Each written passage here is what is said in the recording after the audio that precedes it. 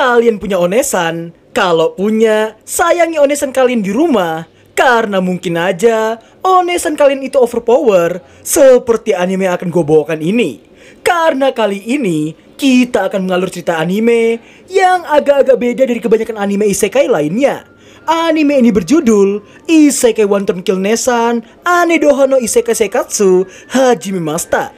Tapi sebelum kita mulai, jangan lupa buat memencet tombol subrek dan like di bawah. Sekalian share sebanyak mungkin supaya semua anime baru yang kalian sukai bisa gue lanjutkan di tiap minggunya.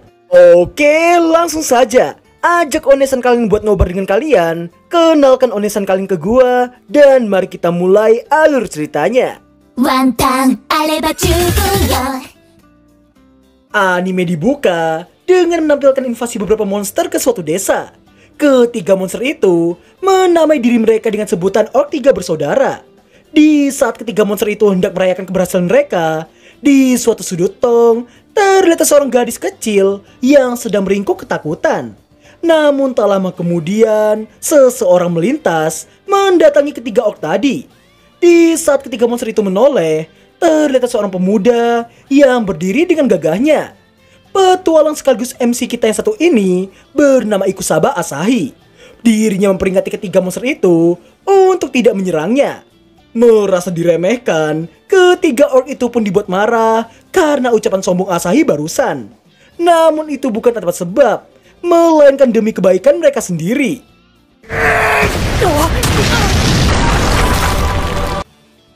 Serangan yang entah datang dari mana membuat Aniki tertua mereka tumbang dalam seketika. Bersama dengan runtuhnya sihir batu itu, terlihat seorang gadis berambut merah yang melintas tepat di atas kepala mereka. Di saat dua orc telah tumbang, seorang gadis nampak mendarat tepat di hadapan orc ketiga. Sesosok gadis berambut dan bermata merah ini nampak berdiri dengan sangat gagahnya. Scene mundur beberapa waktu sebelum semua itu terjadi, di mana Asahi yang saat itu meninggoy karena menyelamatkan seorang gadis membuatnya dikirimkan ke isekai lewat portal yang menyedotnya masuk.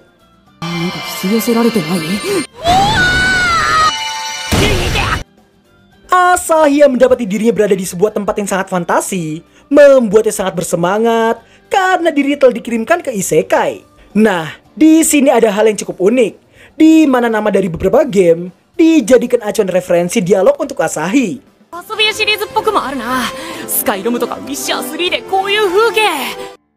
Saking bersemangatnya, dirinya sampai jadi pusat perhatian semua orang yang sedang berjalan di sekitar sana. Asahi kemudian nampak berselfie menggunakan HP-nya. Namun, karena gak ada sinyal paketan ataupun wifi di sana, dirinya jadi gak bisa FYP ataupun ngirim ke grup wibunya. Merasa HP-nya itu tidak seperti anime sebelah, Asahi pun menjual HP-nya dan mendapatkan 500 money. Setelah mendapatkan uangnya, Asahi kemudian membeli beberapa equipment dan membuat penampilannya menjadi seperti petualang sungguhan.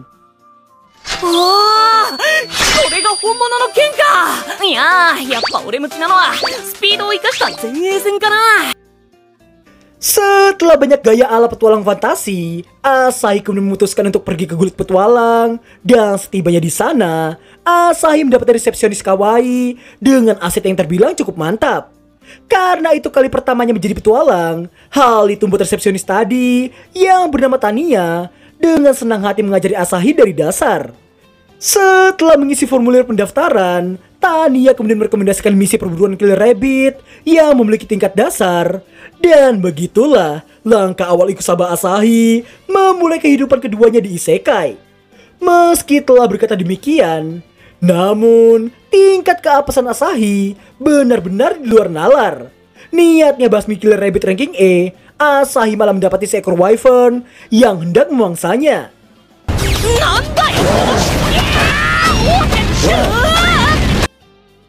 Di tengah kejar-kejaran, Asahi yang mengira dirinya akan memiliki skill nge-cheat. Namun ternyata dirinya hanya memiliki satu skill ampas yang sangat-sangat tidak berguna. Tidak hanya itu, status yang dimiliki oleh Asahi ternyata sama saja. Mengira itu hanya bug semata, Asahi pun mencoba skill yang ia miliki itu. Dan ternyata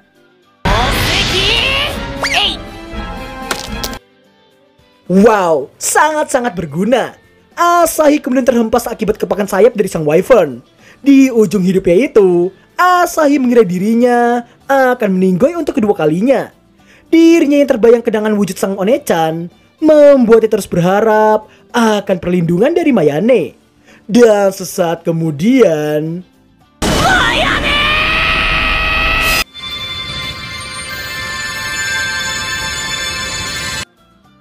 Asahi pun dibuat terkejut karena One-channya yang berada di sana. Maya kemudian terlihat berdiri menghadapi sang wyvern. Namun sesaat kemudian, sang wyvern nampak menyemburkan bola apinya hingga mengenai Maya.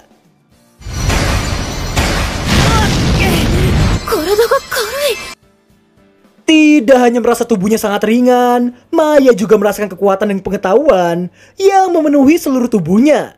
Di saat wyvern itu hendak menyerangnya sekali lagi, tanpa disangka-sangka,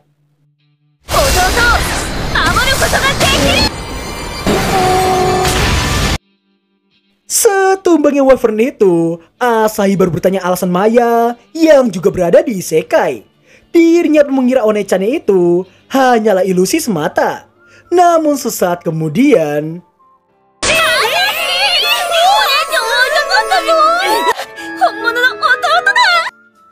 semua kelakuan Maya membuat Asahi yakin bahwa Maya di hadapannya benar-benar One-channya. Setelah Maya menceritakan apa yang terjadi, yang mana ternyata Asahi di bumi hanya mengalami koma. Di saat tubuh Asahi kumat kamit kata isekai, hal itu membuat Maya jadi mengetahui jiwa sang adik telah berada di isekai. Karena hal itulah, Maya jadi terus-menerus membenturkan kepalanya ke tembok dan menyusul adiknya ke isekai.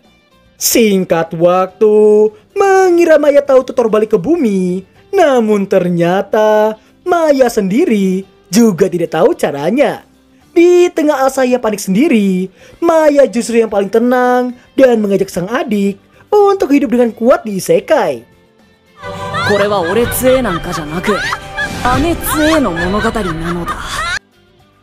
Dan scene kembali ke momen Asahi dan Maya di menit awal tadi.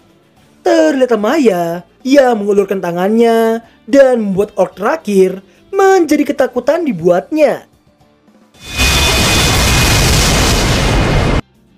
Edan sekali, inilah kekuatan sejati dari rasa cinta seorang One-chan Brokon. Setelah mendapati Maya yang tak bisa memaafkan ketiga orc tadi, hal itu membuat Asahi mengira Maya yang memikirkan warga desa yang telah menjadi korban. Namun rupanya dugaan Asahi itu salah besar.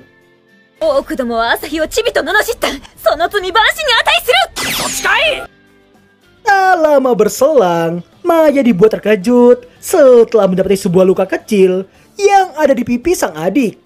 Merasa itu adalah kesalahannya, Maya nampak mengeluarkan eliksir untuk menyembuhkan luka kecil itu. Hal itu sontak saja membuat Asahi mengomelinya, karena eliksir yang seharusnya hanya dipakai saat melawan bos terakhir. Asahi yang berkata luka kecil seperti itu bisa ditangani dengan ludah. Wow, ya jelas otak One-chan Brokon yang satu ini auto traveling dibuatnya.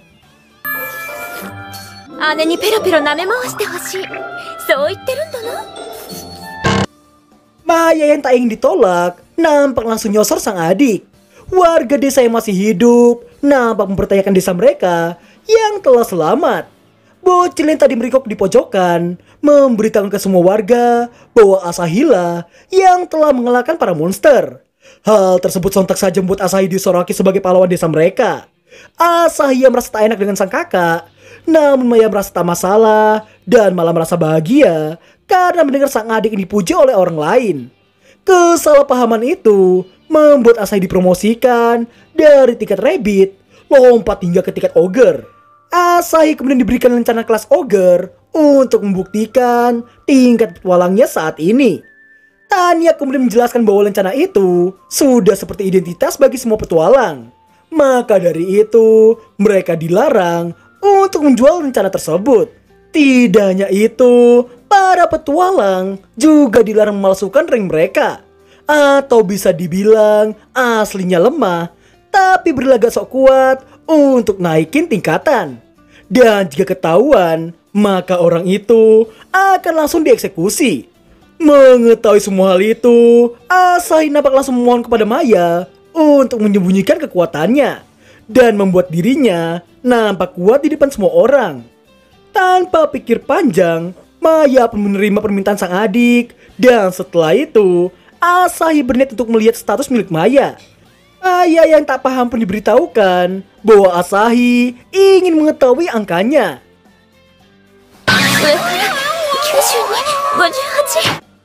92.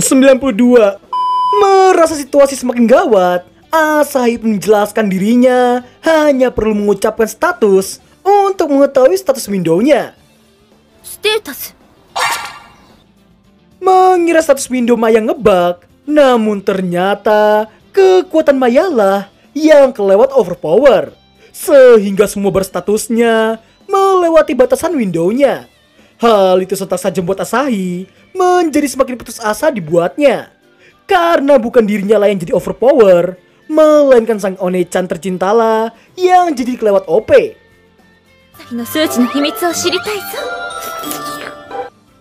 Singkat cerita, setelah melihat party overpower yang disebut sebagai party Balmung, diketahui party itu yang bertugas untuk melawan Raja Iblis. Dan party itu berada satu tingkat, tepat di atas tingkatannya Asahi. Sekepergian party Balmung, terlihatlah seorang pemabuk yang nampak sangat membenci party milik Siegfried itu. Semua warga pun jadi takut, karena biasanya hanya Siegfried lah yang bisa menghentikannya. Namun karena nenek Comfort itu yang memberitahukan ke warga kota bahwa masih ada satu petualang tingkat ogre di dekat mereka saat ini. Hal itu membuat semua orang menyoraki Asahi dalam seketika. Delphine yang merasa ditantang pun auto mengatai Asahi dengan menyebutnya sebagai cebol. Mendengar membuat Maya langsung emosi dibuatnya. Melihat sang kakak yang hampir meledak, hal itu membuat Asahi memintanya untuk tidak menunjukkan kekuatan aslinya.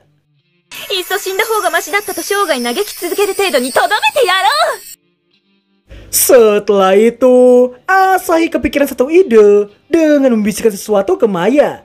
Meski dirasa merepotkan, namun karena imbalannya adalah Asahi yang akan menuruti apapun permintaannya, hal itu membuatnya langsung menyetujui ucapan sang adik. Setelahnya, Asahi nampak maju sembari memprovokasi Delphine. Dan kemudian ini yang terjadi.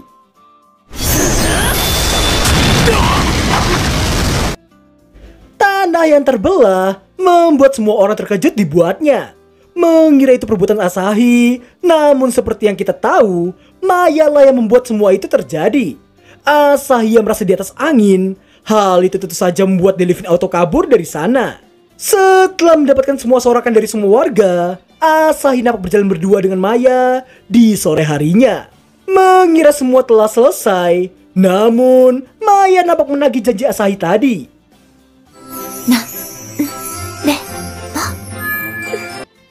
Dan begitulah bagaimana seorang Ikusaba Asahi dan Ikusaba Maya hidup berdua di isekai yang sangat keras itu. Dan berakhirlah alur cerita anime Onesan Overpower episode pertama. Wah, jujur aja, siapa yang kepengen punya Onesan kayak Maya? Karena gua aja juga pengen punya Onesan seperti itu.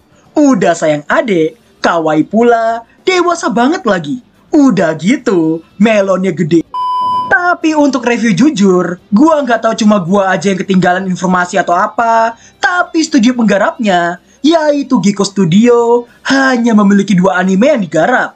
Yang nggak lain adalah Isekai One Turn Kill Nesan ini, dan juga anime Temple yang akan dirilis Juli nanti. Entah ini studio lawas yang nggak terkenal, atau peranakan dari studio besar, atau mungkin studio baru. Yang pasti, studio ini sepertinya memfokuskan semua hal ke karakter Mayane dan battle scene-nya aja. Hal itu membuat karakter lain, latar, dan lain sebagainya jadi gak nemu harmoninya. Tapi ya gue ambil sisi positifnya, karena mungkin aja ini studio anime baru di Jepang. So, rating 9,2/10 akan gue berikan untuk episode perdana ini. Terima kasih buat yang telah melihat hingga akhir video, dan sampai jumpa di episode kedua minggu depan. Bye-bye.